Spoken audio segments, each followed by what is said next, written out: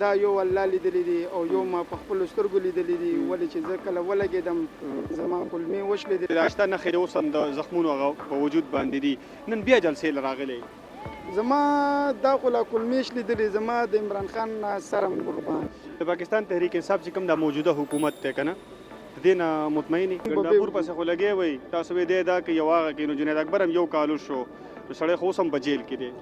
نو بس دا خو عدالتونو دغه نه راپرېږدي نو جنید اکبر به سره خبره هم په ګنډاپور باندې ولې نه کوله چې هغه ته هم وایي چې هغه راتښتي او خپې راوباسي اوس ته دا دی ووي نو هغه خو ګوره تا هم لیدل او ما هم لیده چې په باره ضلعو باندې راله غیب و. ګنډاپور خو داسې و چې هغه بیا هم تاسو اسلام آباد ته بوتلی. اوس خو تاسو زما په خیال چې د ثوابۍ انټرچینج نه خوانې د ثوابۍ نه خوانې اورېدلي. انصاف یو سرګرم کارکون ولاړ دی چې 26 نومبر چې کله واقعات شوي په هغې کې دی زخمي شوی هم دی. دغه تفصیلات اورو کال پکې تېر شو او بیا زخمونه یې هم تازه خو نه دي خو زخمی شوی دی په ګولو لګېدلی دی. خو نن بیا د پاکستان تحریک انصاف جلسه ده په حیات آباد سپورټس کمپلیکس کې دلته کې بیا هم راغلی دی. السلام علیکم.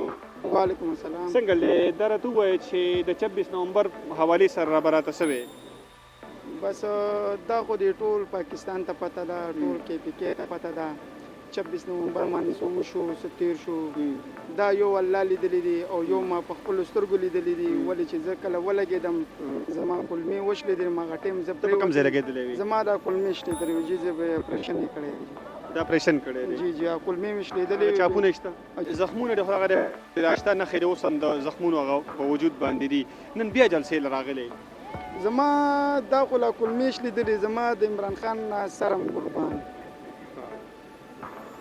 عمران خان نومې په دې سر قربان. عمران خان یو علمي لیډر دی سی چې پړی هغه په خوله مي هغه وایي سیده سیده خبرې کوي څومره چې دا نور غلی ته به معلومه شوي چې دوی څه څه ونه کړو دا به یو ځل تېری دا ورکران او په دې به دا ملک بچ کېږي. صحیح.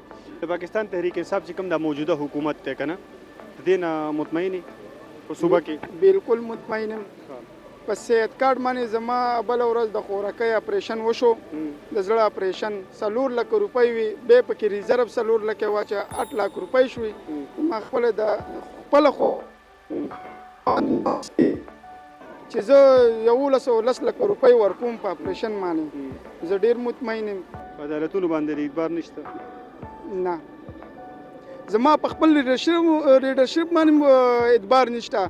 ولې هغوی راتښتي هغوی دا ګوره تا وویل چې صوبایي حکومت نه مطمئن یم که نه نو په صوبایي حکومت کې ستا قیادت شته او ته وایې چې هغوی راتښتي نو خامخا ما ته وګوره مونږ هلته ولاړې مونږ هلته لکه دا ما خپل ځان درته وښود کولمې مې پکې وشلېدلې دغه وشو لکه ګنډاپور له پکانو چې هغه راتښتېدلی ورکران یې ورته ټول پرې خوستو هغه پخپله راتښتېدلی. جنید اکبر نه مطمئن اوس خو دی صوبایي صدر بالکل دا چې څومره دا چې کم وزیر اعلی د ده خو هم یو کال وشه که نه نو بیا یې ولې راونه ویستو؟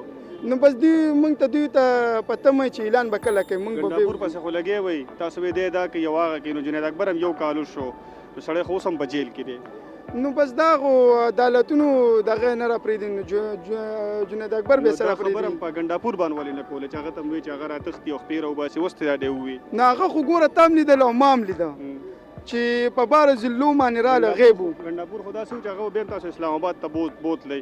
اوس خو تاسو زما په خیال چې د ثوابۍ انټرچینج نه خوانې د ثوابۍ نه خوانې اورېدلي. انشاءالله ته به وګورې نږدې ورځو کې صحیح او په نږدې ورځو کې به دا اعلان کوي او موږ به ټول انشاءالله وځو بیا چېرته به ځئ؟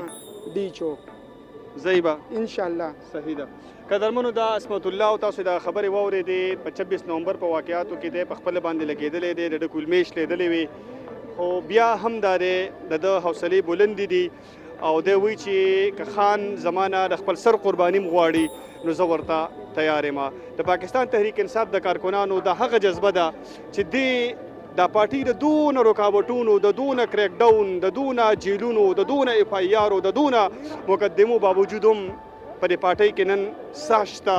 د دې په شا باندې دغه شانته کې لیوني او د سر نه تېر کارکنان دي. خوشحاله اوسئ. مهرباني